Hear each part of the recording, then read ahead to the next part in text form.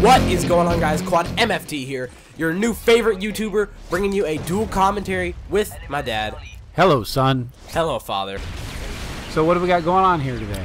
Just a really old gameplay that I actually had saved up on my HD PVR and my my hard drive. So it's really long. It's like 10 minutes, 50-something seconds, and I'm not sure how well I do. As you can tell, I'm using the troll guns, which are the FMG9s.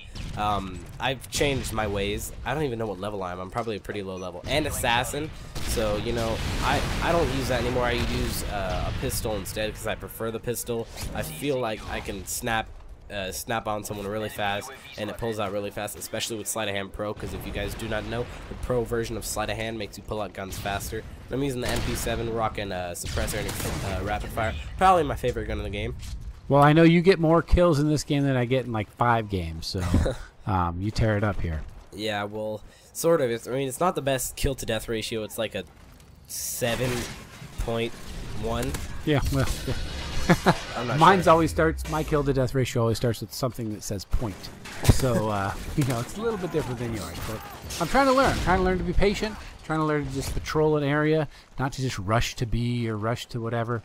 So although I have to say that I have to give props to MW3, they did change the spawns, at least in domination. So I feel like it's a little bit easier to approach my enemies. Still not good at my aim down sight. But hey, I was thinking we could talk a little bit about our trip earlier this year when we went to Brazil, because it's been sticking in my head, man. It's a different country, it's a different world. What do you think?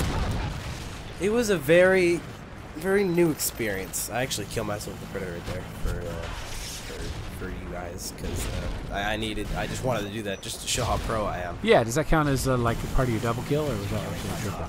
That was a double. Oh, well, count you? If I count me, then I got a triple. I got a triple kill, guys. Okay, no, I gotta say, when we went to Brazil, I was expecting my son would be like, "Wow, this is amazing! It's a different country, different money, different language, all these different things. I hope he finds some real value, and he knows that America is really a wonderful place, and other countries really aren't quite as special as America."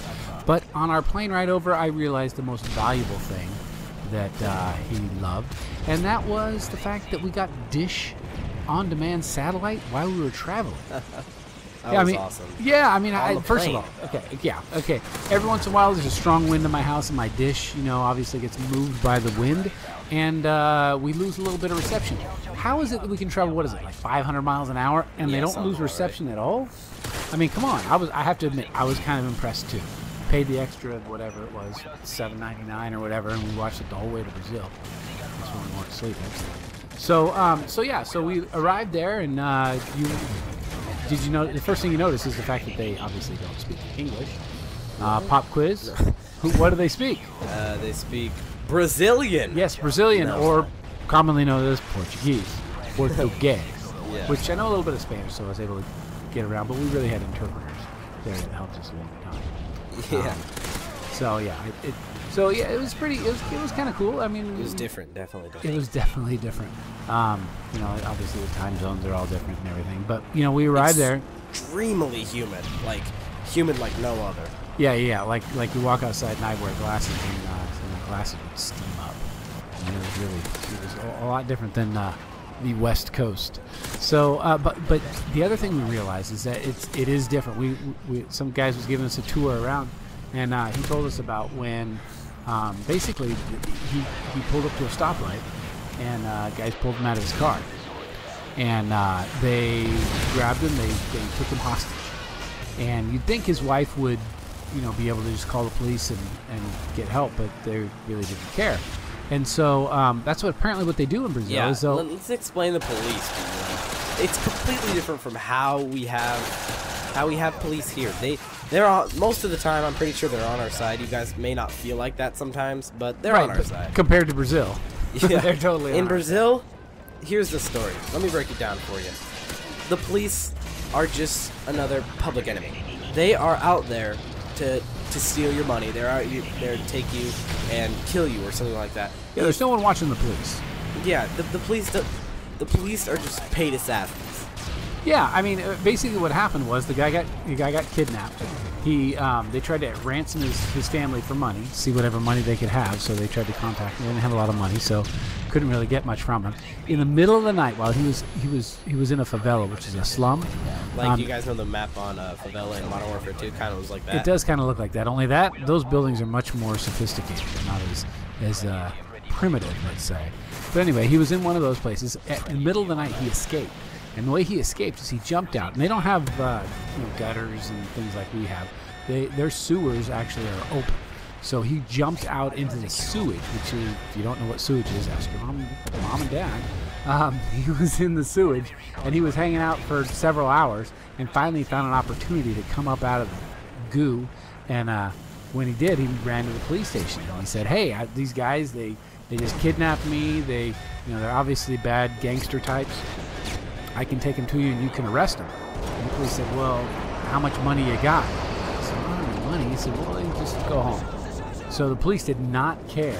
They offered to, if he would have given them enough money, they would have gone out and just killed him. Yeah, they said, "We'll go kill him if you want." Which is like, what? I mean, this is one of the police. I mean, sometimes maybe our police feel like they want to, or we would want them to, but our police don't really, at least traditionally, work like that. So that was really an amazing story, and it made you realize that we talked to some other people that brought their kids there. Yeah. And they said, if something bad happens, don't go to the police. Come to us, and we'll figure it out. Whereas usually when I'm raising my kids, I'm like, hey, if something happens, go to a guy in a uniform with a gun and a badge, and he'll make sure that things happen right for you. What if the guy in the uniform is like in Al-Qaeda? Yeah, exactly. Well, that's kind of what it was. Is the gangs have their own rules, and the police have their own rules, and they kind of equally ignore each other or decide who's going to rule the world. So you can't really trust the police to go, all right, well, we're going to do it right, or at least when people are looking, we're going to do it right. So yeah, that was the first thing. So we were always very cautious. Yeah, tell them about the time where we were in the favela and how they like missionaries and yeah, we were fortunate. And so they liked us. We were in the ghetto of the ghetto of the ghetto of the ghetto at night. And normally you don't go to the favelas. As a matter of fact, I've heard something recently where they're like, yeah, that's fine, go to Brazil, but don't go to the favelas. Well, we spent almost all our time in the favelas because we were hosted by some missionaries who we were kind of learning what they do and talking to them and stuff like that. And so we went to the favelas and we wore our little T-shirt that said we were with the mission, and we hung out with the missionary people. And yeah, we talked and it's to them. Also considered to be the third most dangerous place in the world where we went. Yeah, the favelas. Yeah, and one of the top one, if not top two areas of poverty.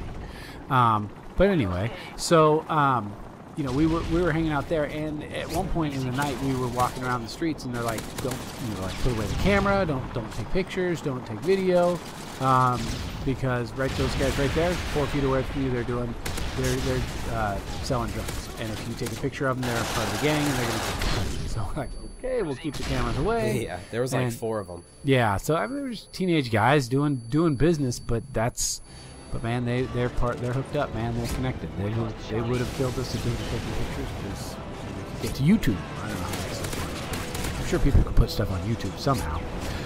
Anyway, so the other thing they like to do is when we first got there, at the first night, they took us downtown. And downtown there's prostitution, and it's actually sponsored by the police, which is interesting because it's, I guess, legal there if the police sponsor it.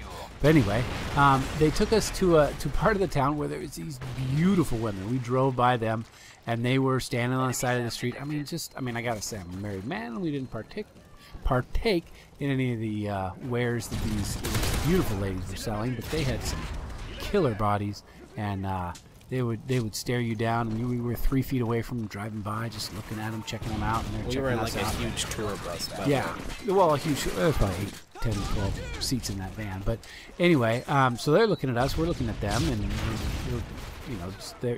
the people who were driving us there are like, check them out, they're pretty, and we're like, yeah, they're beautiful.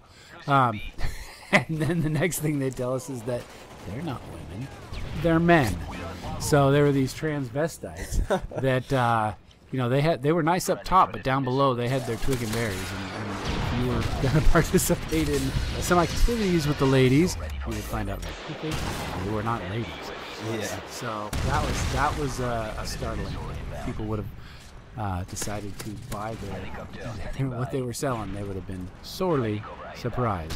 So yeah, when we went, what's that movie that came out right after that was like set in Brazil? Oh, it's called Fast 5. Yeah, so that was kind of cool to see after we'd been there.